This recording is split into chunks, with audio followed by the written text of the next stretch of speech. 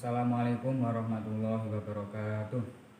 Alhamdulillahirrabbilalamin. Wa bihi nasta'in ala umuri dunya waddin. Wassalatu wassalamu ala asyrofil anbiya'i wa mursalin wa ala alihi wa sahbihi ajma'in amma ba'du.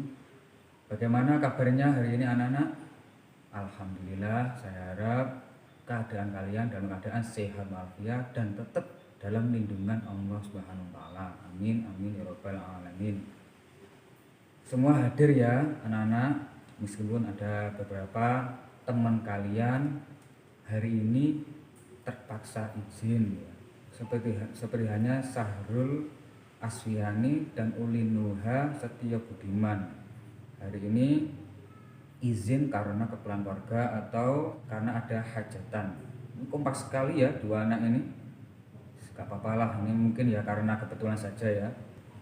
Saya doakan semoga hajatannya diberikan kelancaran dan kemudahan tanpa ada suatu hambatan apapun ya. Tetapi yang saya harapkan dari kalian semua, sesibuk apapun tetap belajar itu nomor satu. Dalam kaitannya mencari ilmu, Rasulullah pun bersabda, tolabul ilma faridatun ala kulli muslimin. Artinya mencari ilmu itu diwajibkan bagi setiap orang muslim. Adapun yang dimaksud dari ilmu yang diwajibkan ini adalah ilmu hal atau ilmu yang nantinya kita lakukan atau yang kita terapkan, dan tentunya sesuai dengan tingkah laku kita atau ibadah kita kepada Allah Subhanahu wa taala. Seperti hanya sholat, zakat, dan puasa. Itu wajib bagi kita untuk mencari ilmu tentang sholat, zakat, dan puasa. Bagaimana dengan pembelajaran kita hari ini, yaitu akidah halal? Ini juga diwajibkan karena pembelajaran akidah halal kita mencakup tentang ilmu-ilmu akhlak kita kepada Allah. Itu juga perlu kita diuji, juga perlu kita ketahui tentang bagaimana atau akhlak-akhlak yang baik kita terhadap Allah kan gitu. Tapi gak apa-apalah ya, dan intinya itu ya yang terpenting tetap belajar. Sesibuk apapun tetap kalian harus belajar. Oke. Alhamdulillah pembelajaran akidah akhlak kita sudah menginjak bab yang kedua, yaitu tentang akhlak terpuji pada diri sendiri. Sebelum kita memulai pembelajaran hari ini, marilah kita berdoa terlebih dahulu dengan harapan semoga pembelajaran kita hari ini diberikan kesuksesan dan kemudahan tanpa ada suatu hambatan apapun. Ala diniyah wa syafaati Rasulillah. Al-Fatihah.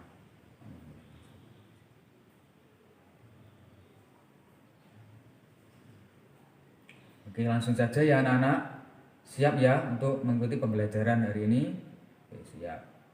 Akhlak terpuji pada diri sendiri. Dalam hal ini ada 5 akhlak yang nantinya kita bahas. Yang pertama tawakal, ikhtiar, sabar, dan syukur. Yang terakhir qanaah. Oke. Yang pertama yaitu tawakal. Apa itu tawakal? Tawakal secara bahasa berasal dari kata bahasa Arab yaitu wakala, yang artinya menyerahkan atau mempercayakan. Adapun secara istilah tawakal adalah menyerahkan atau mempercayakan atau bahkan mewakilkan urusan kita kepada orang lain. Tetapi hakikat dari tawakal ini adalah mewakilkan atau mempercayakan urusan kita bukan kepada orang lain yang mana statusnya sebagai sesama makhluk Allah, tapi mempercayakan atau mewakilkan urusan kita kepada Allah ya, seperti hanya firman Allah Subhanahu wa taala dalam Al-Qur'an surat Maidah ayat 23, yaitu wa 'alallahi fatawakkalu in kuntum mu'minin. Artinya, dan hanya kepada Allah hendaknya kamu bertawakal jika kamu benar-benar orang yang beriman. Dalam firman Allah ini ada nilai tersendiri, yaitu jika kalian dipandang beriman di sisi Allah maka bertawakallah kepada Allah. Oke, selanjutnya yaitu ikhtiar.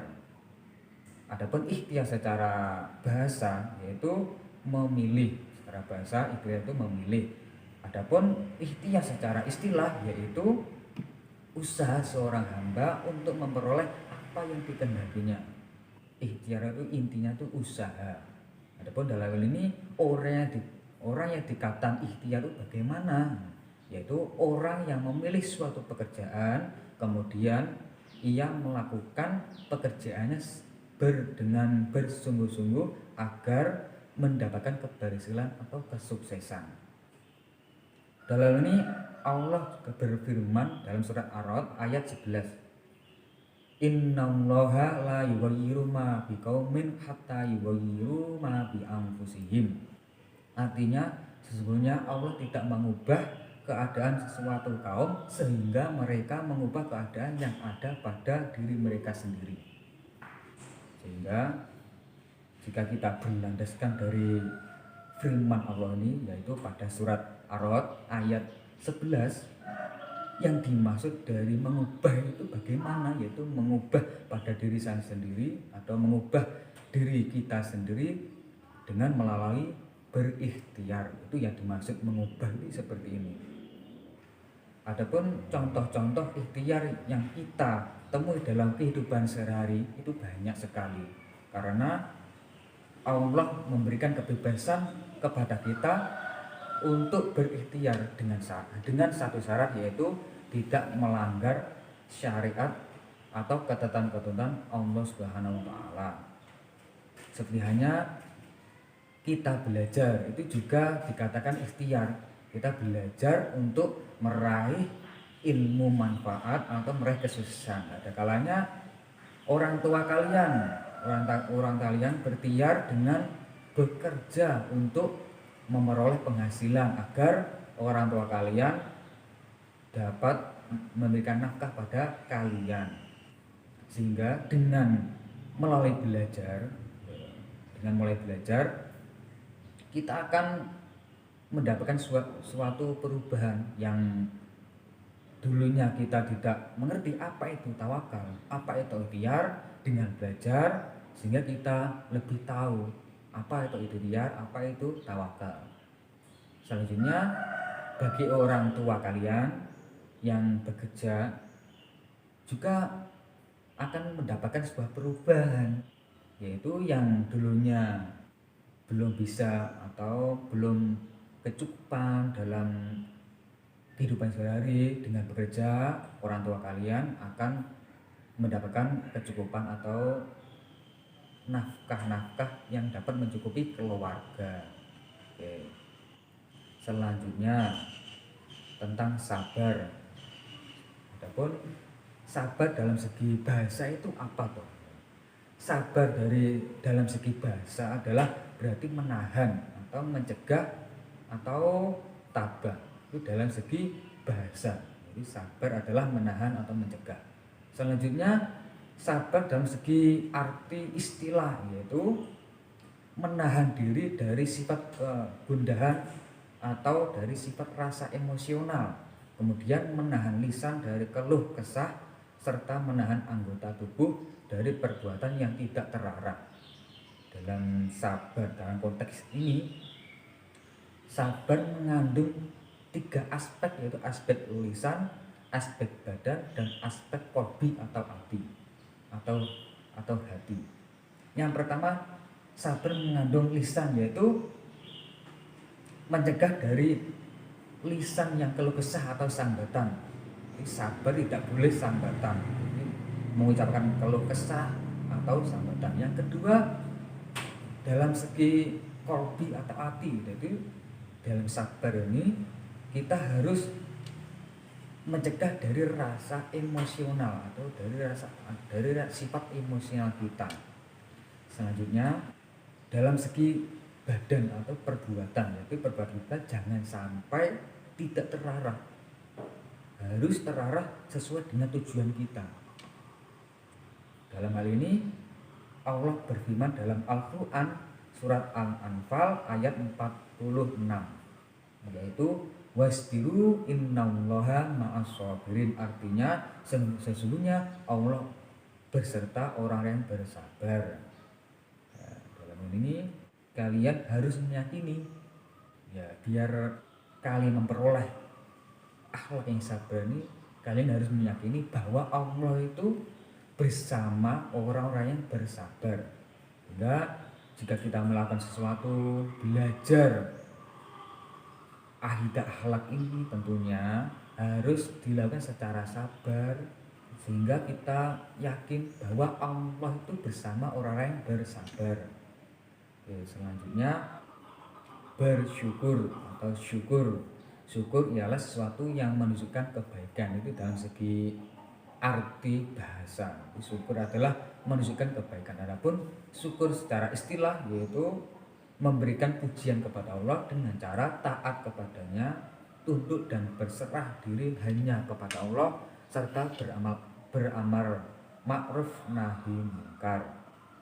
Allah berfirman dalam surat Ibrahim ayat 7 yang berbunyi, wa id ta'adzana rabbukum la in syakartum la azidannakum wa la in kafartum inna adzabi lasyadid.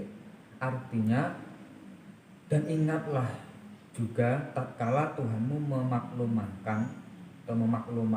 memaklumkan sesungguhnya jika kamu bersyukur pasti kami akan menambah suatu kenikmatan kepadamu, dan sebagainya. Dan jika kamu mengingkari nikmat dariku maka sesungguhnya azabku sangat pedih. Nah, berlandaskan dalam surat Ibrahim ayat 7 ini, kalian tinggal pilih, kalian yang memilih azab dari Allah atau kenikmatan dari Allah. Kalau kalian memilih azab dari Allah, ya silahkanlah cuek terhadap kenikmatan-kenikmatan yang diberikan oleh Allah kepada kalian. Adapun dan sebaliknya, kalau kalian lebih memilih dengan kenikmatan yang diberikan oleh Allah, maka bersyukurlah kepada Allah. Jika kita diberikan kenikmatan, maka ucapkanlah alhamdulillah, dan jangan lupa manfaatkanlah kenikmatan-kenikmatan Allah dengan jalan ridha Allah atau dalam rangka mencari ridha Allah Subhanahu wa taala. Adapun dalam ini bersyukur itu ada 3 macam, yaitu syukur bil lisan, syukur bil qalbi, dan syukur bil badan. Adapun syukur bil lisan yaitu bersyukur dengan mengucapkan alhamdulillah rabbil alamin. Yang kedua, syukur bil qalbi, yaitu memanfaatkan segala kenikmatan yang diberikan oleh Allah dengan jalan atau untuk memperoleh ridha Allah SWT dengan cara beribadah atau taqarruban ilallah. Itu bersyukur dengan qalbi atau hati. Selanjutnya syukur bil badan, yakni bersikap atau tingkah laku beramar ma'ruf nahi munkar. Jadi melakukan sesuatu atau melakukan perkara yang baik dan mencegah dari perkara-perkara yang dicegah oleh Allah Subhanahu wa taala. Jadi bagaimana bersyukur yang lebih baik dari 3 tersebut? Ya semuanya dilakukan malah lebih baik. Mulai dari syukur lisan, hati, dan badan. Ini malah kalian melakukan sesuatu yang baik atau bersyukur secara baik, itu ya juga 3-tiganya dilakukan, mulai dari lisan mengucap alhamdulillah, dan segi hati menggunakan atau memanfaatkan segala kenikmatan yang diberikan oleh Allah dengan jalan Allah atau memperoleh ridha Allah SWT. Selanjutnya dengan badan, kita harus beramar ma'ruf nahi munkar. Yang selanjutnya yaitu qanaah. Apa itu qanaah? Qanaah adalah menerima keputusan Allah Subhanahu wa taala dengan cara tidak mengeluh, merasa puas dan penuh keridhaan atas keputusan dari Allah Subhanahu wa taala. Dengan secara sederhananya, qanaah dapat diartikan sebagai rasa cukup terhadap pemberian atau rezeki yang diberikan oleh Allah kepada kita. Dengan sikap inilah jiwa kita akan menjadi tentram dan dijauhkan dari sifat serakah atau tamak. Oke, mungkin cukup sekian dari saya, kurang lebihnya mohon maaf. Assalamualaikum warahmatullahi wabarakatuh.